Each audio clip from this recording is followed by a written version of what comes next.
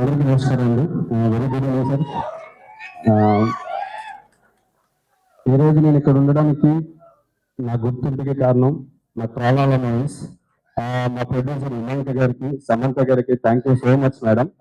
దాంతోపాటు నెక్స్ట్ ఎలా వచ్చింది, నెక్స్ట్ ఏం చేయాలనుకుంటాము, మళ్ళీ మా ఇంటి బంగారం లాంటి ఒక మంచి సినిమాలో పెద్ద పెద్ద టెక్నీషియన్స్ ఆర్టిస్టులతో పనిచేసే ఒక అదృష్టం నాకు కలిగించారు. Thank you so much madam. మా ట్రాలాలో నుంచి మరిన్ని మంచి సినిమాలు వస్తాయి అని గ్యారంటీగా ఈ కొద్ది ట్రావెలింగ్ లో నాకు అనిపించింది.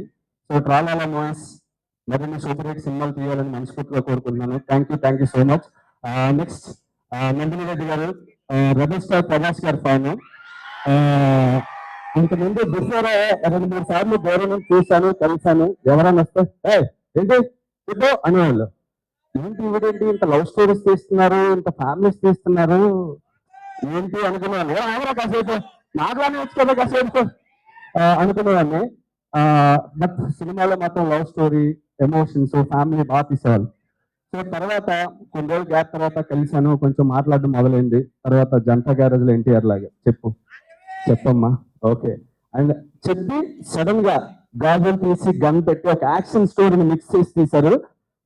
ఇన్ని రోజులు నందిని గారి సినిమాలన్నీ ఒక ఎత్తు, ఈ సినిమా ఒక ఎత్తు. అంత మంచి సినిమా అవ్వబోతుందని నాకైతే అనిపించింది. థ్యాంక్ యూ నందిని మేడం, మీతో కలిసి పనిచేసే అవకాశం ఇచ్చినందుకు. ఇంకా చివరిలో వచ్చేస్తున్నా. ఓకే, ఫైనల్లీ మన ఒక ఇంటర్వ్యూలో ఒకరు అడిగారు మీకు ఇష్టమైన హీరో ఎవరు అని. చిన్నప్పటి నుంచి చిరంజీవి గారు అని చెప్పా. నీకు ఇష్టమైన హీరో ఎవరు అన్నారు. సమంత గారు అన్నాను. అంటే లేదు నీకు అవకాశం ఇచ్చారు కాబట్టి నీకు నువ్వు ఫేవరెట్ అని చెప్తున్నావు అన్నారు. నేను అవకాశం ఇచ్చాను ఫేవరెట్ అని నేను ఒక్కరినే చెప్తే, ఇన్నేళ్ల కష్టంలో 15 ఏళ్ళ నుంచి యాక్టింగ్ చేసుకుంటూ కష్టపడి ఒక మెట్టు వచ్చి ఈ రోజు ఇక్కడ వరకు వచ్చిన సమంత గారికి నాలాంటి అవకాశం ఇచ్చి ఫ్యాన్ అయిన నా ఒక్కరికన్నా ఎంతో మంది ఫ్యాన్స్ ఉన్నారా అని చెప్పా. సో ఫైనల్గా నేను ఎవరు చెప్పా, అవును లైఫ్ లో మనం ముందుకు వెళ్ళాలి అవసరం ఉన్నప్పుడు మన ముందు నిలబడి మనకు ముందు నించొని ముందుకు తీసుకెళ్ళిన వ్యక్తులు మనకు ఫేవరెట్ కాకపోతే ఇంకెవరు ఫేవరెట్ అవుతారు. సో అలాగే నాకు సమంత గారు కూడా ఫేవరెట్ అని చెప్పాను అనమాట. సో ఫైనల్లీ సమంత గారి ఓవరాల్ జర్నీలో ఒక చిన్నది అర్థమైంది ఏంటంటే, మా ఇంటి బంగారం మన ఫ్యామిలీ కోసం మన కుటుంబం కోసం నిలబడితే మా ఇంటి బంగారం. కానీ సమంత గారు ఓవరాల్ ఈ తక్కువ జర్నీలో నాకు అర్థమైంది ఏంటంటే, సమంత గారు ఫ్యామిలీ కోసం వాళ్ళ ఇంటి కోసం నిలబడతారు, అలాగే వాళ్ళ చుట్టూ ఉన్న మనుషుల కోసం, వాళ్ళు నమ్ముకున్న మనుషుల కోసం నిలబడతారు. అది మనందరి బంగారం సమంత గారు నాకు అనిపించింది.